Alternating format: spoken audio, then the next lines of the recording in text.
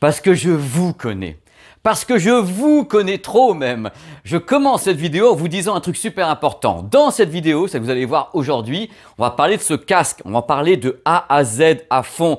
Du casque Sony Pulse 3D. Ça, c'est le thème de cette vidéo. Mais bien sûr, quand dans une vidéo qui va arriver prochainement, on va également faire l'autre. Là, je voulais pas mettre les deux en même temps parce que ce sont deux écosystèmes différents avec des techniques différentes et tout le tremblement, Dolby, Tempest, et je voulais pas les mélanger. Je me suis dit, ça va mélanger le cerveau à moi, je voulais pas le faire. D'abord celui-ci. Après celui-ci, et dans le test du casque Xbox, on fera le comparatif après. Comme ça, vous aurez bien les tests en tête et on pourra dire, voilà, là ça va, ça va pas, ça va, et hop, allez, c'est parti. Bonjour et bienvenue sur ma chaîne YouTube PPWorld. Je suis vraiment super heureux de vous accueillir. C'est la première vidéo après le cap des 300 000 abonnés. Je suis super content, je vous remercie beaucoup. Et donc, c'est le test du casque Sony Pulse 3D. Alors, au menu de cette vidéo, vous allez voir, c'est très simple. On va commencer par planter le décor. Qui es-tu, pourquoi, à quelle heure? Avec un énorme focus en même temps sur la technologie Sony qui s'appelle donc Tempest 3D Audio Tech. Alors, c'est quoi Tempest? On en parle, mais c'est quoi au juste? Est-ce que c'est uniquement compatible avec ce casque-là ou avec d'autres casques? On va en parler franchement, comme toujours. Après, il y aura les résultats sur le terrain, en gaming ainsi qu'en musique. Il y aura également des mesures. Un ingénieur du son a passé 3 jours avec ce casque qui a établi des mesures que je vais donc vous commenter. Voilà, c'est ci, c'est ça. Pour en parler ensemble. Vous allez écouter en même temps le son des micros parce qu'on enregistre le son, vous aurez tout ça dans la vidéo. Et on terminera avec la séquence qu'a tué Hollywood, les caresses ou bien les coups de poing avec les plus et les moins. Voilà, c'est parti, on va planter le décor. Qui es-tu, toi? La magie du marketing, messieurs, dames. La magie du marketing. Voici donc le casque Sony, 99 € sur la balance. Le même prix que son concurrent en face, c'est normal. Mais pour débuter, j'aimerais dire un truc quand même super important. J'ai entendu des tas de choses autour de moi. Les gens me disaient, oui, alors Pépé, pour avoir le son 3D des consoles Sony avec le Tempest Audio 3D, il faut avoir ce casque. Non. Non, c'est un casque stéréo de gaming avec ses petits micros intégrés et autres. C'est un casque stéréo qu'on peut justement connecter très facilement à de nombreux produits. Il a carrément une prise mini jack. On peut bien sûr directement connecter le casque en mini jack à la manette ou bien utiliser, si on le souhaite, un dongle Bluetooth. Vous mettez ça carrément dans un PC avec Windows ou bien sur un Mac, ce que vous voulez, et hop, vous pouvez appairer le casque. N'essayez pas avec la Xbox, ça fonctionne pas. Mais dans tous les cas, c'est un casque stéréo classique de gaming. Il n'y a pas des circuits à l'intérieur incroyables à 99 € pour vous donner des sons pas possibles. Mais pas du tout. Donc moi, un truc qui m'intéresse maintenant, justement en parlant de trucs, c'est vous expliquer un peu ce qu'est Tempest. Parce que j'ai entendu beaucoup de choses sur Tempest et on va justement mettre un petit coup de pied comme ça dans la fourmilière de Tempest. Bon, ça me fait rire. Allez, on y va. Mais qu'est-ce qu'on est bien comme ça, vous et moi, à côté de la cheminée pour parler d'un truc super prise de tête. On va parler de Tempest 3D Audio Tech, vous savez, le système audio exclusif à Sony qui a été annoncé en même temps que la PlayStation 5. Et on dit voilà, nous on a la PlayStation, on n'a pas Dolby, oh là là, on n'a pas Dolby Atmos, hein. Nous non, on a Tempest Audio 3D. Ils ont également la musique avec ça, hein. Ils ont Sony 360 degrés qui a été lancé justement avec Deezer et autres, donc ils sont à fond sur la spatialisation, sur les barres de son spatialisées et autres, ils bossent à fond dessus. Mais moi, quand on m'a annoncé et expliqué Tempest 3D Audio Tech, je me suis dit, mais en fin de compte, c'est un Dolby Atmos qui dit pas son nom. Il ne dit pas son nom parce que la technique de base est la même. Je vous explique de façon simple ce qu'est Tempest 3D Audio Tech. C'est tout simple. Quand on mixe une bande son donc en gaming qui serait compatible avec le processeur Tempest 3D, on place des objets sonores. On peut placer plein d'objets sonores. Chez Dolby, c'est 2 x 64 maximum. Chez Tempest, ils ont dit, oui, alors c'est presque infini. On peut mettre des couches d'objets sonores comme ça, 50, 60, 100, 200 objets sonores. Bref, ils m'ont dit, on peut en mettre beaucoup. Et ce que va faire après, justement, le décodeur, l'écosystème, la puce super puissante, voyez-vous, messieurs, dames, de Tempest 3D Audio Tech, c'est qu'elle va justement décoder ces objets sonores. Elle va vous les balancer dans la stéréo avec un signal binaural. Parce que c'est un binaural, hein, on peut le passer en stéréo. Et justement, on va faire un essai. Vous allez voir, mettez un casque, mettez des écouteurs, tout ce que vous voulez en stéréo. Je vais vous créer un signal binaural et on en reparle juste après. Allez, mettez.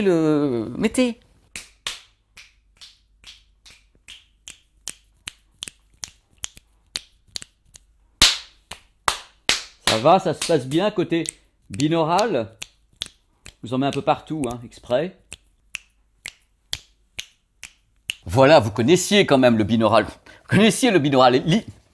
L'idée de base, c'est quand même de parvenir à ce genre de résultat avec justement du gaming, pouvoir entendre justement des sons qui arrivent derrière, en haut, entendre un adversaire, un ennemi, ça c'est formidable. Donc l'idée de base, elle est là. Il faut savoir que le binaural s'appuie sur une technique qui existe depuis très longtemps, qui s'appelle le HTRF. Le HTRF, c'est l'idée tout à fait réelle que le son que nous entendons dépend de plusieurs paramètres, dont le paramètre humain, évidemment, donc la forme de notre tête, la forme de notre pavillon acoustique. On a tous des pavillons acoustiques différents qui capteront les sons en haut, là, et bien sûr le conduit auditif et le tympan. Il faut savoir qu'à la base, pour créer un signal binaural qui serait vraiment efficace, il faut jouer sur plusieurs facteurs.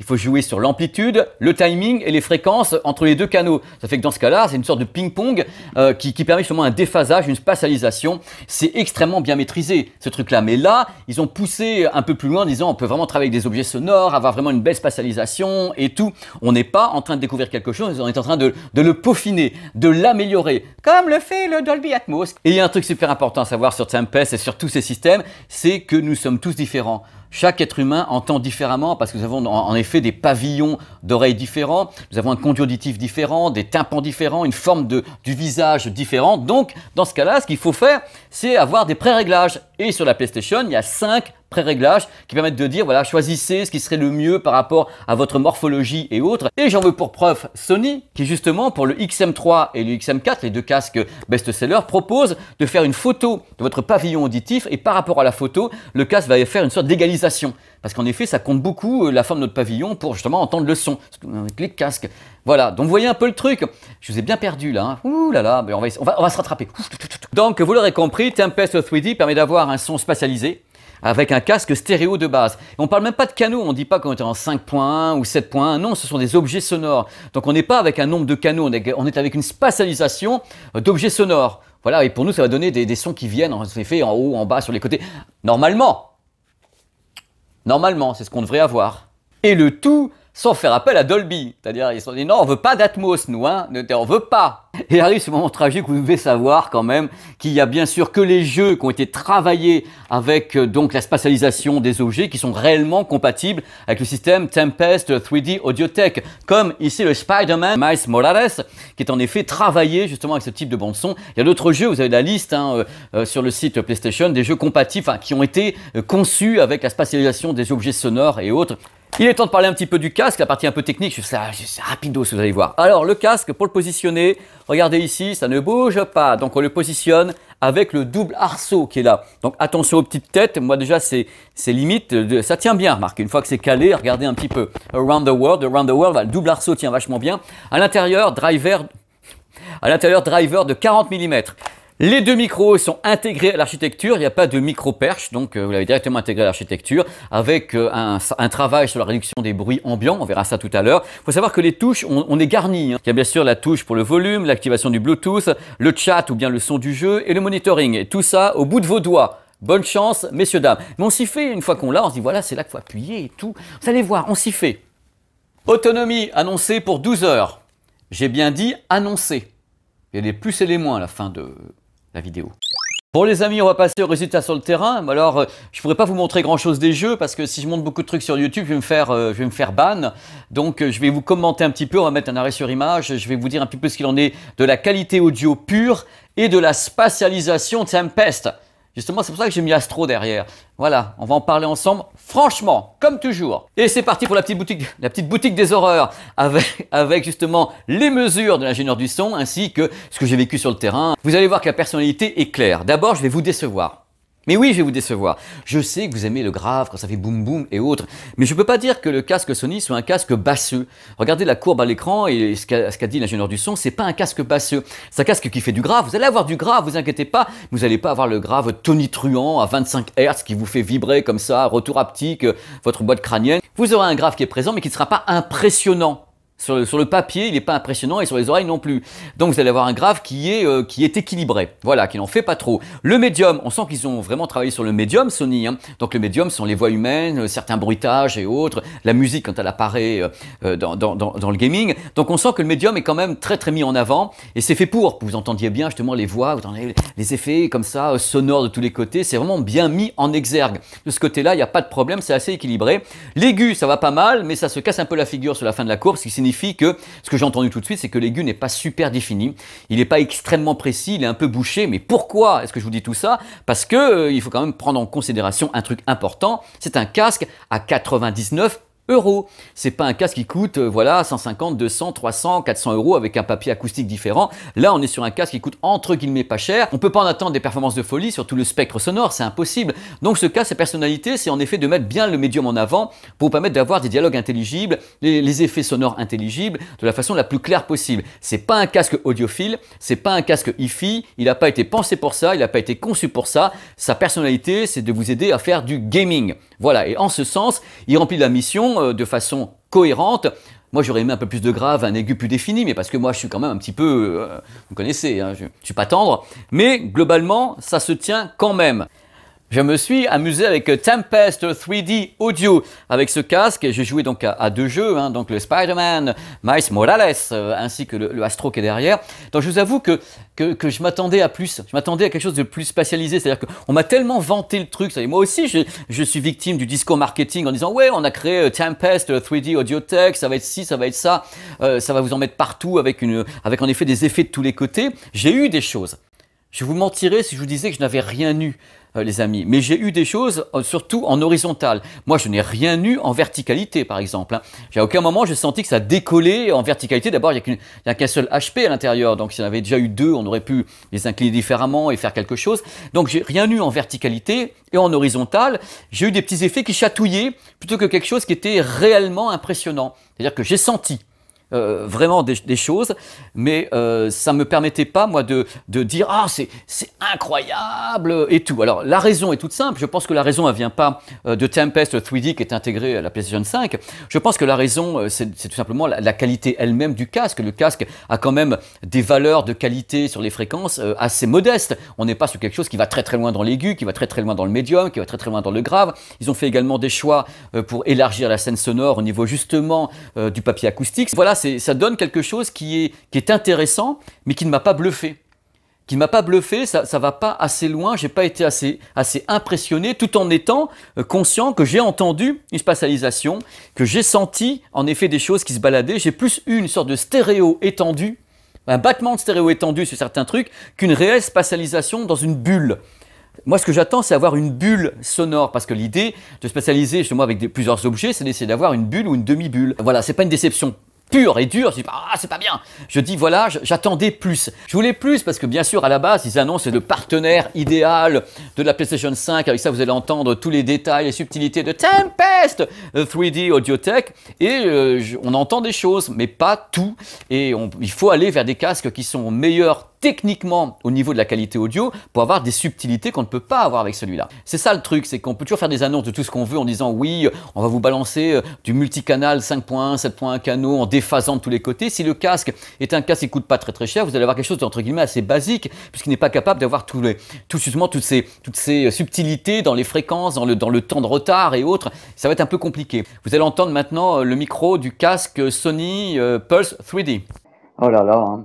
J'ai pas été sympa avec vous. Je vous ai fait vraiment beaucoup attendre avec ce test. Je m'en veux, mais en même temps, j'avais pas le choix. Il fallait que je prenne le temps de le faire. Et voici, le décor est planté. Et maintenant, je vous le livre en avant-première. Voici la captation du casque Xbox. Oh là là, hein. J'ai pas été sympa avec vous. Je vous ai fait vraiment beaucoup attendre avec ce test. Je m'en veux, mais en même temps, j'avais pas le choix. Il fallait que je prenne le temps de le faire. Et voici, le décor est planté. Allô, allô, allô. Bon voilà, vous l'avez entendu, le son des deux micros du casque Sony, c'est pas forcément ça. On sent que le son est assez lointain. Il manque de la définition dans l'aigu. On sent qu'il y a une sorte de son un peu étouffé. En plus, on a comparé avec les micros du XM4 donc de Sony. Et les micros du XM4, justement, ont un son qui est beaucoup plus clair, beaucoup plus élevé en volume. Là, on sent que le son est vraiment un peu retenu. Donc, s'il y a un bruit dans la pièce, étant donné que les micros ne sont pas micro-perches, on va les entendre. Donc voilà, c'est le choix de Sony. Moi, c'est pas ce que je préfère. J'aurais préféré qu'ils travaillent justement avec les micro-perches. Je trouve ça vachement bien. On a comme ça le micro devant la bouche et on y va, quoi. Allez les gars. Allez, on va passer au plus et au moins. Là, on pourra résumer la situation. État des lieux. Le prix, le double arceau. Moi, j'aime bien le double arceau, c'est confortable. Belle dynamique générale. Il y a du battement, il y a du battement. Des sons assez détaillés sur certaines fréquences. La connexion possible en mini jack et Bluetooth. Le casque peut être associé à un PC Windows, macOS et même Nintendo Switch. Ne bourre pas dans le grave. on a un graphe qui reste quand même très aérien, très léger, qui n'est pas complètement caverneux. Un appairage immédiat. Je le mets quand même dans les plus, une spatialisation 3D, Tempest et autres, acceptable. Mais pas acceptable tous les jours quand même, acceptable. Un aigu que je trouve pas très défini, je le trouve un peu brouillon et il s'écroule très vite. Autonomie faillible, je suis même pas arrivé à 10 heures d'autonomie. Quelquefois, quand tu joues, all night long, all day long. La qualité de la captation des micros. Je le mets dans les moins, mais c'est pas vraiment un produit adapté à l'écoute de la musique. Vous allez pouvoir avoir du Netflix et autres, donc du film, hein, mais la musique, à vous d'écouter. On se perd dans les boutons mécaniques sur le casque. Moi, j'ai pas arrêté de me tromper de touche, mais c'est moi, hein, peut-être que vous.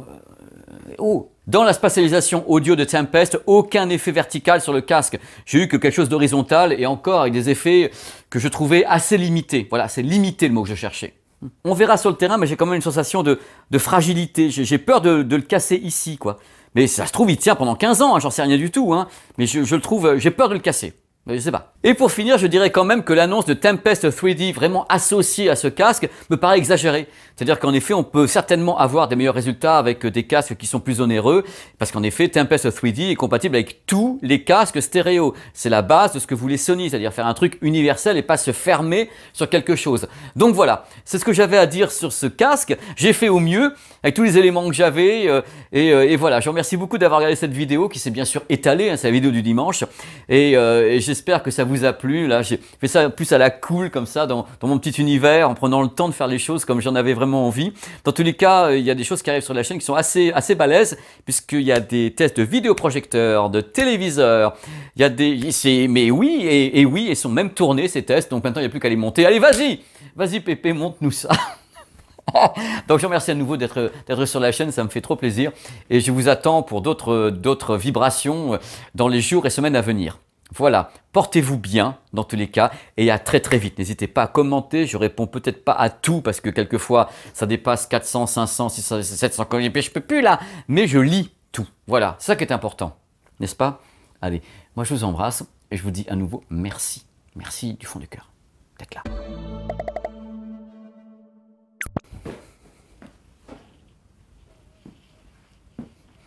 Je vous connais.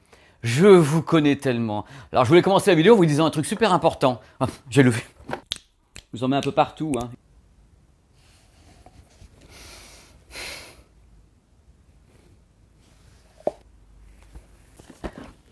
Un.